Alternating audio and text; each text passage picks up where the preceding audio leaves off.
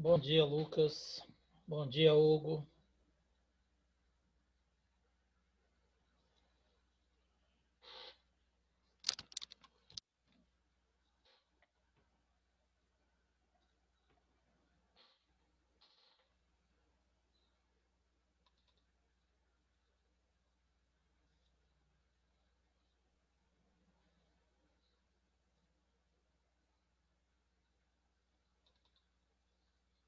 Bom dia, Luísa. Bom dia, Gabriel. Bom dia, professor.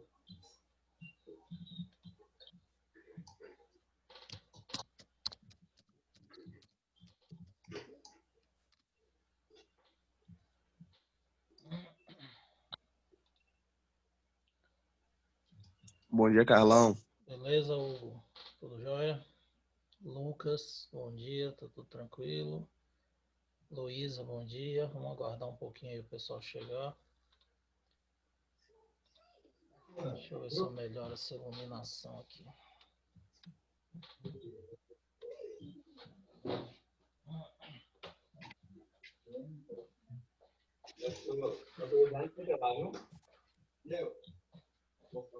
Uhum.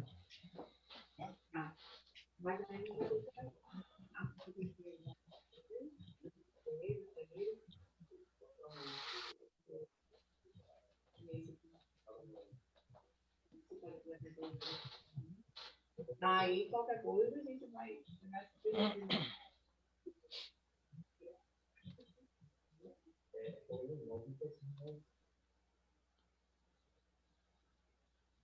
Bom dia, Guilherme. Estou tentando arrumar aqui essa Bom dia, iluminação. professor. E aí? Beleza? Se eu consigo Tudo certo. melhorar aqui. Cada vez que eu mudo de ambiente, piora.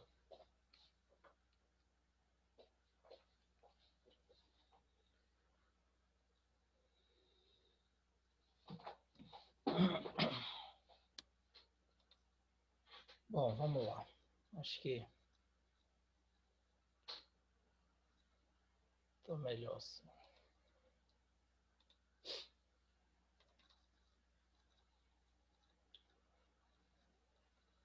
Bom, vejam bem, meus queridos, nós falamos de efeitos, fenômenos sofridos pelas ondas e na última aula especificamente ondas sonoras, tá? Aí eu falei para vocês de difração, reflexão, refração que sofre também, a gente já tinha estudado na onda luminosa.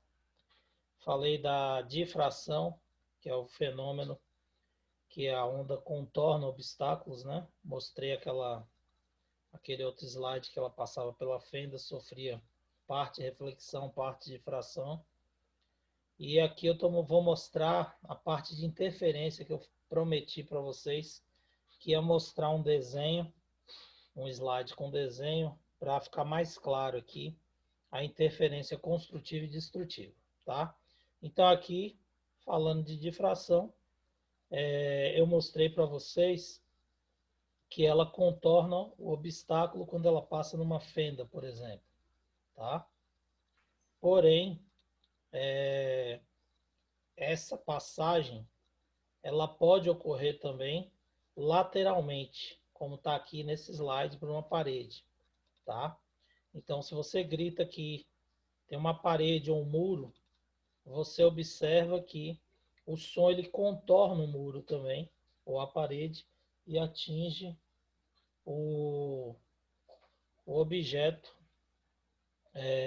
ou o indivíduo que esteja na outra parte do muro, na outra lateral, tá?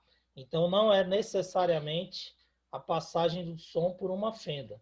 Ele contorna o obstáculo também, circundando pela lateral ou por outro espaço que tiver. Então o som ele difrata, ele contorna os obstáculos, tá? Desviando a sua trajetória retilínea. Agora, quando você tem uma fenda, você tem uma projeção, de acordo com aqueles slides que eu mostrei para vocês, de forma diferenciada. Então, às vezes, a depender do tamanho da fenda e do comprimento de onda, como eu havia mostrado, a gente pode ter uma melhor ou uma pior difração, aumentando ou diminuindo a intensidade, como está aqui, né? Então, isso ocorre também nas ondas do mar, por exemplo. Aqui está representando um recipiente com água e você tem essa difração da mesma forma numa onda bidimensional, tá? Bom, o que eu queria mostrar para vocês nesse slide aqui é a interferência construtiva e destrutiva, que eu falei na última aula. Então, a interferência, ela pode ser construtiva ou destrutiva. O que é interferência? Quando um pulso de uma onda se sobrepõe a outro pulso, tá? Aí eu falei até para vocês do Teatro Municipal de São Paulo, que tem uma estrutura que foi nova, reformada recentemente, com uma série de microfones ligados a um computador que captam o som da plateia com o objetivo de provocar interferência na onda e destruir essa onda sonora. Então, tem espalhado no teatro vários microfones, e aí se alguém estiver sentado na plateia e gritar, por exemplo, esse microfone ele vai captar essa onda, enviar para o computador e instantaneamente ele envia uma outra onda e vai destruir essa onda sonora. Claro que a pessoa que está sentada à frente, ou duas fileiras à frente da pessoa que gritou, vai ouvir, porque esse som vai se propagar até atingir o alto-falante para depois ser emitida uma nova onda. Porém, esse som não vai chegar no palco, então ele não vai atrapalhar a apresentação que está tendo lá no palco, certo? Por quê? Porque ele vai provocar uma interferência destrutiva e vai eliminar esse ruído, esse som, para não atrapalhar na apresentação, certo? Outra coisa que foi feita, ele tem um teto que é móvel, então você regula a altura do teto para alterar as questões, as características de acústica, de acordo com o tipo de apresentação que você vai ter. Então, se você tem uma banda de rock se apresentando ou uma orquestra sinfônica, você vai precisar de acústicas diferentes. Então, você regula a altura do teto e você vai ter também uma acústica diferente para cada tipo de apresentação. A tecnologia é a serviço da qualidade do serviço prestado, né? Então, você tem todas essas características que são utilizadas aí para melhorar a apresentação, a qualidade da transmissão da onda, certo? Bom, veja bem, esse pulso aqui que eu estou falando, ele está relacionado com o pulso de onda, tá? O pulso da onda, ele é medido através da sua amplitude. Então, eu disse para vocês que a interferência ocorre quando nós temos dois tipos de pulso se sobrepondo, tá? Então, imagine aqui que você tem um pulso para cima da corda, que vai para a direita, e outro pulso para cima da corda, que vai para a esquerda. Quando esse pulso se encontrar, o que vai acontecer? Os dois pulsos estão puxando a corda para cima. Isso vai provocar uma interferência. E essa interferência ela vai ser construtiva. Por que construtiva? Imagine que aqui subiu 1 metro de corda e aqui subiu 1 metro. Quando esses pulsos se encontrarem, essa corda vai se elevar 2 metros, porque são dois pulsos puxando a mesma corda para cima nesse instante. Sim, pode falar. Para que eu falo assim, como eu entendi, ela vai. A interferência destrutiva e construtiva. Você falou agora que eu não consegui entender.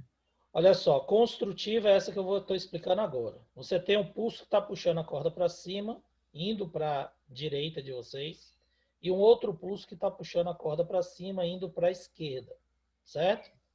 Quando isso acontece, ela vai se encontrar aqui nesse meio aqui, ó. Ele está vindo para cá, o outro vindo para cá, nessa região ele vai encontrar.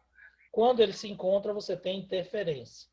Nesse caso aqui, ó, essa interferência vai ser construtiva. Por quê?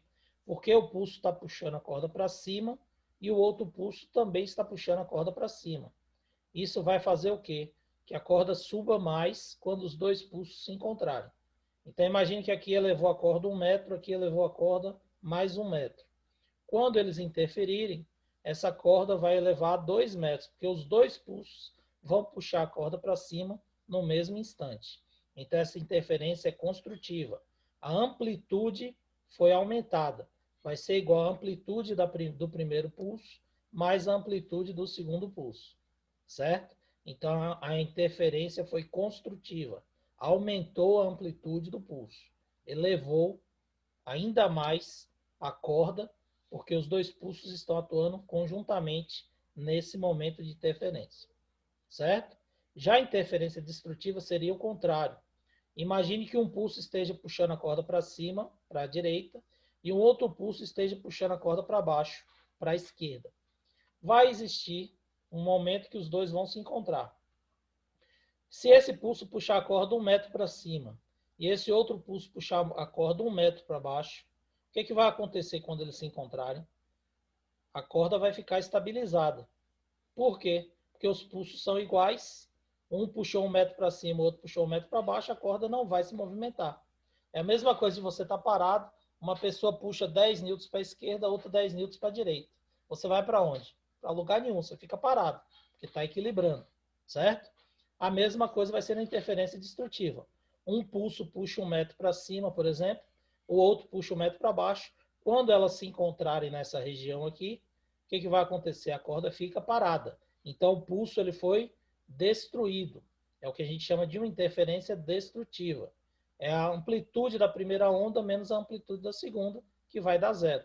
É isso que o microfone que está ligado lá no computador, no Teatro Municipal, vai fazer. Ele vai identificar a onda.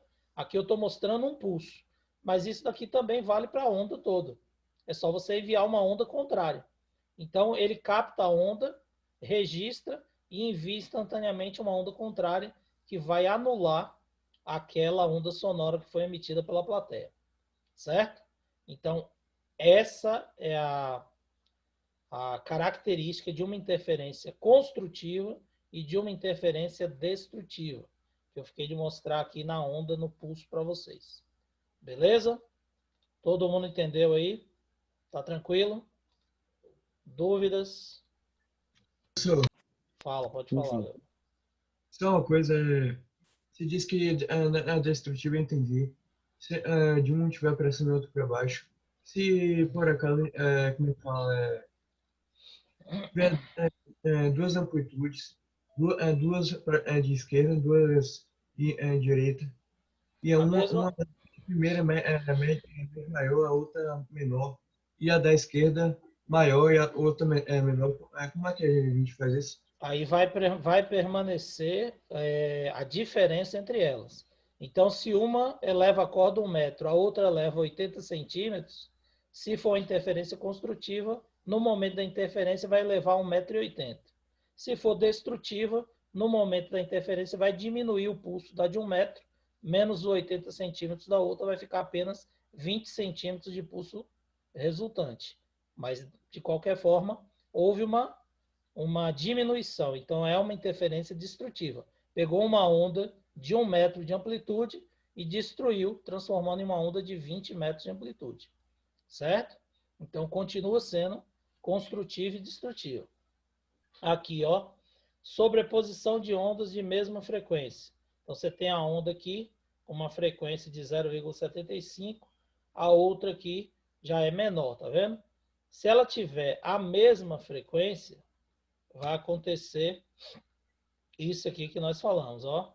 Então, aumenta, tá vendo? Aqui é construtiva, aumentou uma, aumentou a outra, as duas vai ter um aumento que equivale às duas. Detalhe importante, isso só ocorre no momento que elas interferem uma com a outra.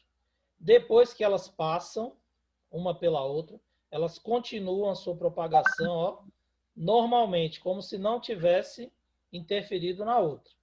Então, elevou, passou no momento da interferência e depois ela vai continuar sua propagação. Essa vem para cá e essa de cá vem para cá normalmente. Essa interferência só ocorre no momento da sobreposição. Aqui, representando a construtiva, e aqui a interferência destrutiva, ó. Certo? Essa corda puxa a corda para cima, a outra puxa para baixo, ela vai permanecer estável, depois o pulso continua propagando para baixo e o outro continua se propagando para cima. Ok? Como se nada houvesse acontecido no momento após a interferência. Certo? Para finalizar aqui essa parte de fenômenos, que eu não falei na aula passada, polarização, tá? O que é polarização? É o fenômeno no qual a onda incide sobre um polarizador e passa a vibrar na direção desse polarizador. Então, a onda ela começa a vibrar na direção dos polos que você está orientando ela. Somente ondas transversais podem ser polarizadas, como a luz. Onda longitudinal, ela se propaga assim, como o som. Então, não tem como polarizar onda sonora. Então, a polarização é um fenômeno que ocorre apenas em ondas transversais, como a luz. Ela não ocorre em ondas sonoras. Beleza? Então, polarização é isso aí. Cadê? Que eu quero... Aqui. A aula de hoje é para nós falarmos de efeito Doppler, tá? Efeito Doppler é o último efeito de ondas sonoras. Então, o efeito Doppler, ele é uma alteração na frequência audível, tá? Essa alteração, ela ocorre, mas só no fato de observação. É uma frequência aparente, que a gente chama, tá? E isso ocorre devido ao movimento do observador ou movimento da fonte que está emitindo o som. Então, por exemplo, não sei se eu falei isso na última aula, mas eu não estou lembrado, vou repetir aqui. Você tem uma ambulância, não, acho que eu falei numa questão que eu passei aí para vocês do Enem, que estava falando disso, eu expliquei rapidamente, falei que ia detalhar. O indivíduo está parado no passeio e uma ambulância ela se aproxima com a sirene ligada, um carro de polícia, por exemplo. O que vai acontecer? Quando o carro está se aproximando, você tem a impressão que o som da sirene vai ficando maior. Ele passa na sua frente, você ouve o máximo de sirene, e à medida que ele vai se afastando, você tem a impressão que o som vai ficando mais baixo, certo? Isso não vai ocorrer por quê? Porque a frequência emitida pela sirene é única. Então, o som emitido pela sirene, ele não aumenta nem diminui. Isso é um efeito causado pela movimentação da fonte ou do observador. A mesma coisa, está um carro parado com um som de propaganda ligado, por exemplo. Quando você vai se aproximando do carro, você tem a impressão que o som vai ficando cada vez mais alto. Você se afasta do carro, você vai tendo a impressão que esse som vai ficando mais baixo, tá? Essa impressão é causada pelo que nós chamamos de efeito Doppler, tá? Então, quando uma pessoa se aproxima de uma fonte sonora fixa, a frequência do som ouvido é maior do que aquela quando a pessoa se afasta da fonte. O que eu falei, você ouve o som mais alto, né, numa frequência maior, e você ouve depois o som tendo a impressão que a frequência está menor. O mesmo resultado seria obtido se a fonte se aproximasse ou afastasse da pessoa parada. O caso da ambulância que eu falei para vocês. Você pode observar esse fenômeno ouvindo o apito de uma grande locomotiva em movimento. Ouvindo o apito, desculpe. O apito é mais grave, tem uma frequência menor quando ele está se afastando, né, após ter passado de você. Enquanto ele está se aproximando, esse som vai ficando mais agudo, uma frequência maior, por causa da aproximação que ele tem em relação a você, certo? Então aqui você ouve o apito À medida que ele vai se aproximando, você tem a impressão que a frequência aumenta, e à medida que ele afasta, você tem a impressão que a frequência diminui.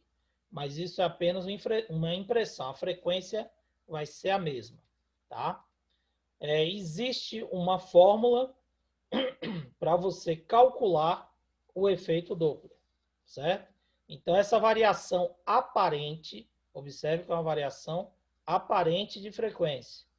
Então, essa variação aparente é chamada de efeito Doppler, em homenagem a Christian Johann Doppler, que foi o cientista que realizou esse estudo e determinou essa equação. A frequência F' é a frequência aparente, a frequência recebida pelo observador. F é a frequência real emitida pela fonte. Então, nós temos, na aproximação, a frequência aparente maior do que a frequência real. E no afastamento, a frequência aparente menor do que a frequência real. Então, você pode determinar, calcular, usando a fórmula do efeito Doppler. Como é essa fórmula? F', que é a frequência aparente, é igual a F, que é a frequência da fonte real, vezes V mais ou menos VO, V é a velocidade do som, mais ou menos VO a velocidade do observador, sobre V mais ou menos VF, que é a velocidade da fonte, tá? Aí, se os dois estiverem movimentando, tem velocidade. Se apenas um estiver movimentando, a velocidade vai ser zero. Então, por exemplo, a fonte está em movimento, o observador está parado, VO vai ser zero. Se o observador estiver em movimento e a fonte estiver movimentando, VF, a fonte estiver parada, desculpe, VF vai ser zero e a velocidade de VO você vai colocar. Então, nós temos aqui, naquela equação, V a velocidade da onda, velocidade da fonte, VF, velocidade do observador, VO, frequência real emitida é F, e F' frequência aparente do observador. Ok? Os sinais mais ou menos, que é uma convenção, precedem o valor de VO ou de VF, são utilizados de acordo com a seguinte convenção. Se o observador se aproxima da fonte, a velocidade é positiva. Se o observador se afasta da fonte, a velocidade é negativa. Se a fonte se afasta do observador, é positiva. Se ela se aproxima do observador, VF é negativo. Certo? Assim, Sim, pode falar. só queria falar uma coisa. Não é ao contrário, não, porque quando a fonte se aproxima, no que diz do que que a gente escuta.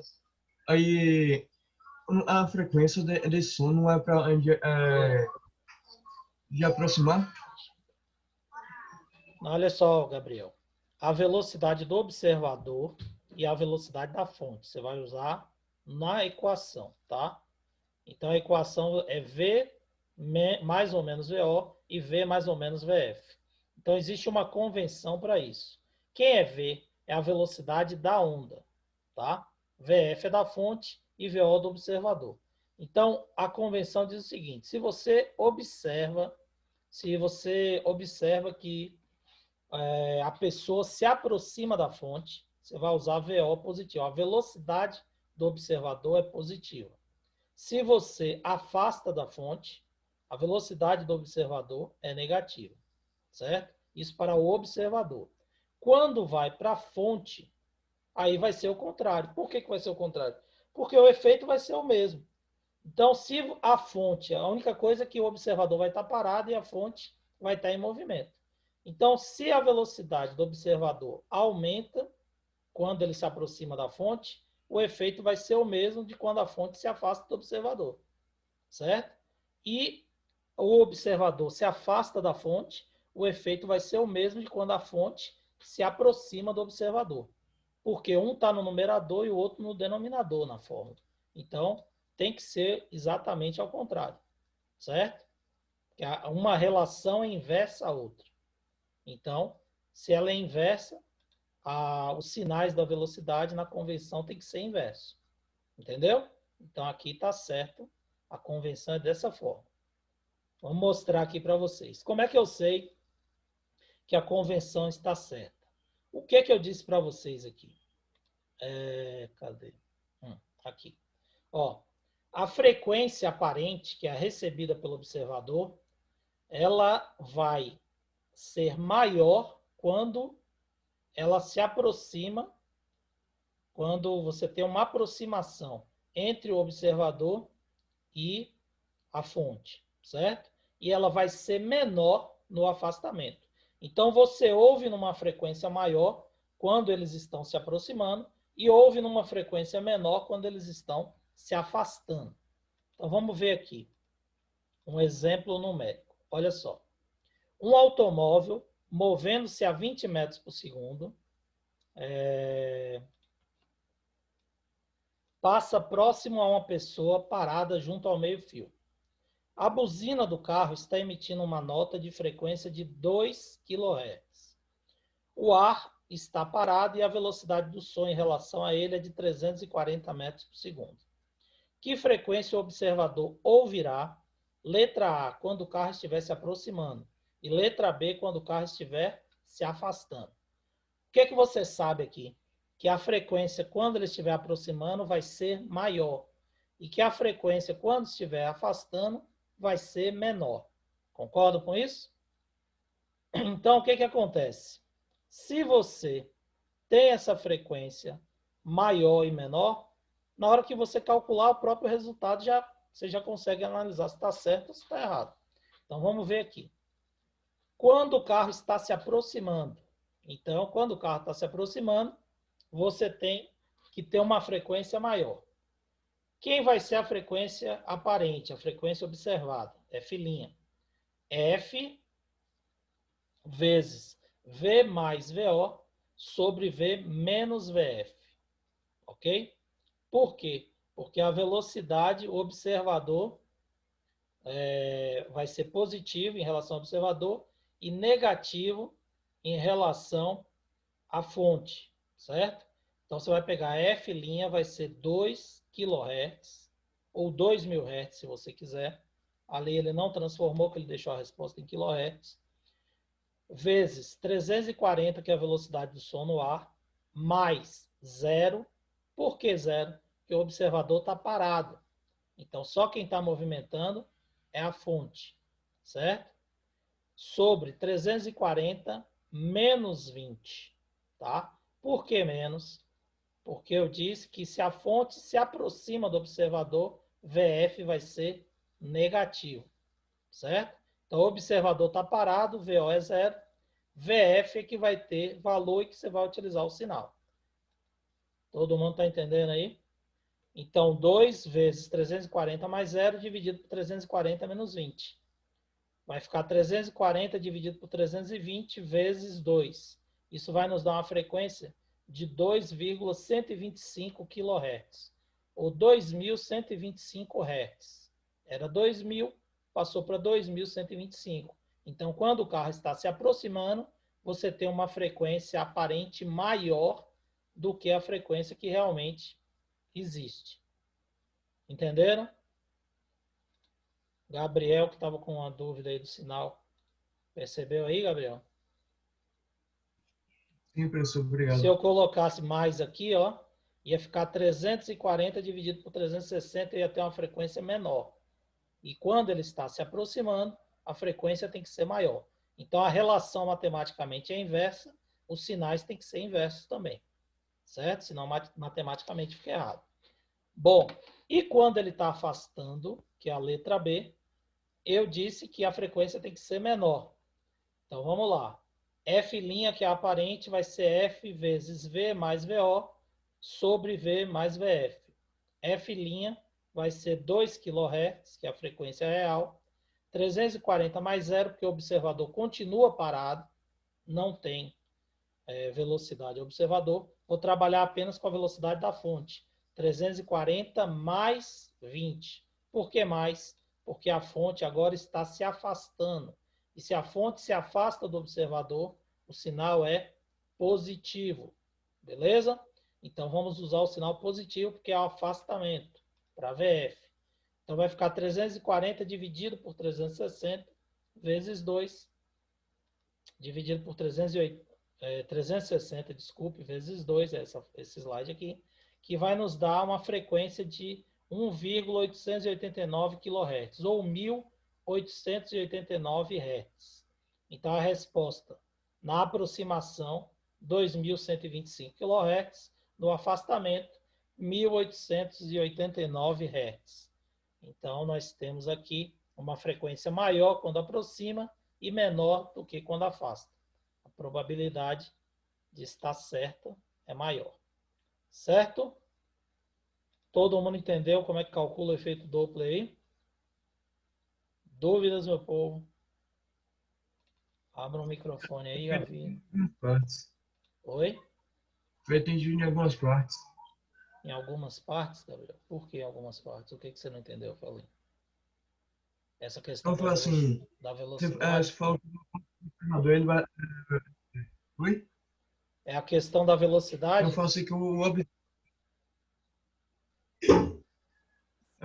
mais ou menos assim, da velocidade e da fonte. Veja bem, quando você... Imagine aí, quando você está parado no passeio, às vezes você está parado no passeio e vem de lá uma ambulância com a sirene ligada, certo? Sim. Quando você vê a ambulância se aproximando, você tem a impressão que o som fica maior, não tem mais alto. E depois que ela passa por você, o som não vai diminuindo, você não tem a impressão que o som vai ficando mais baixo. Isso não acontece na realidade. Por que não acontece? Porque a frequência que a sirene emite é uma só. O som da sirene, ela vai ter a mesma frequência, porque ela está ligada numa mesma frequência. E por que você escuta dessa forma? Por causa justamente do efeito Doppler. Então, o que acontece no efeito Doppler? Você tem uma alteração de frequência, tá? E essa alteração de frequência, ela ocorre por quê? Ela ocorre porque você está captando uma frequência diferente da que realmente o som está emitindo. Então, essa alteração de frequência é chamada de efeito Doppler. Deixa eu ver se eu tenho um slide aqui, outro slide diferente, para ver se você entende. Não tem não, só tem explicação. Mas seria o seguinte, Gabriel, a frequência, ela aumenta à medida que você